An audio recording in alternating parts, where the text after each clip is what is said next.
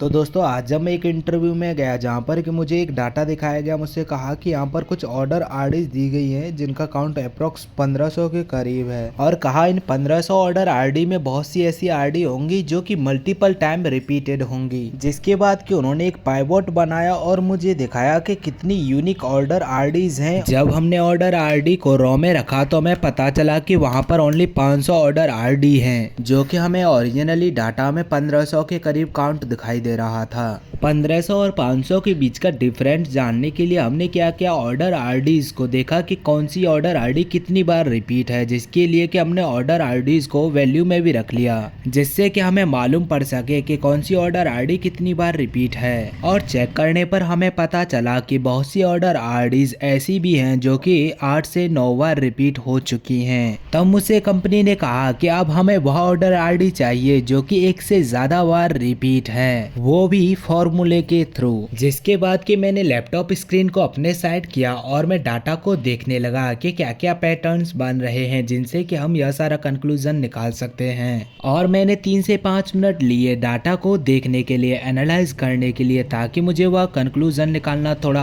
आसान हो सके।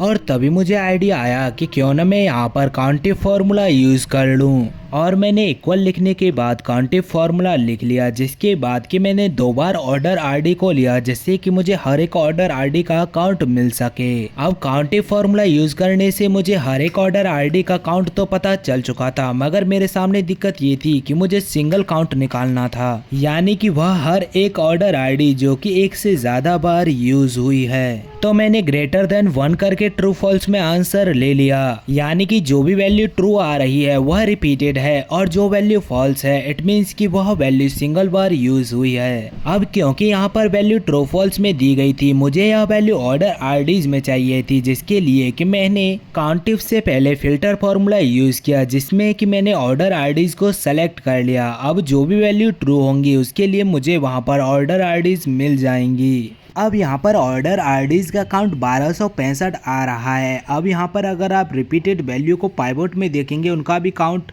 1265 और यूनिक काउंट 265 आ रहा है। इट मीन्स कि मुझे 265 ऑर्डर आरडीज चाहिए थी। अब इनमें से मुझे यूनिक ऑर्डर आरडी निकालने के लिए फिल्टर के आगे मुझे यूनिक फॉर्मूला लिखना होगा, जिसके बाद कि आपके सामने वह 265 वैल्यूज भी आ जाएंगी। अब मैंने महज 3 फॉर्मूला यूज करके कंपनी के लिए वह डुप्लीकेट वैल्यू निकाल दी है जो कि मल्टीपल टाइम रिपीट हुई है। अब अगर कंपनी मुझसे कहने लगे कि मुझे हर वह सिंगल ऑर्डर आरडी चाहिए जिसका कि ऑर्डर सिंगल बार काउंट हुआ है, जिसके लिए कि मुझे लुकअप लगाना होगा, जिसके थ्रू मैं आने वाली वैल्यू को सेलेक्ट करके दे दूंगा जो कि वही ऑर्डर आरडी होंगी जो कि रिपीट नहीं हुई होंगी। अब देखो 265 ऑर्डर आरडीज ऐसी थी जो कि मल्टीपल टाइम रिपीट हुई थी, मगर 235 ऐसी ऑर्डर आरडी थी जो कि सिंगल काउंट में थी। और इन दोनों को इक्वल करने पर जो आपको आंसर मिलेगा 500 होगा, जो कि ओरिजिनल यूनिक ऑर्डर आरडीज थी। और इसी तरह आप किसी भी सवाल का जवाब दे सकते हैं। आपके सामने चाहे कोई भी कंडीशन हो, बस आपको 2 मिनट काम होकर देखना होगा कि एक्चुअल में आपको क्या चाहिए और किस तरह से आप उसे निकाल सकते हैं। और यकीन मानिए कि आप हर चीज कर सकते हैं।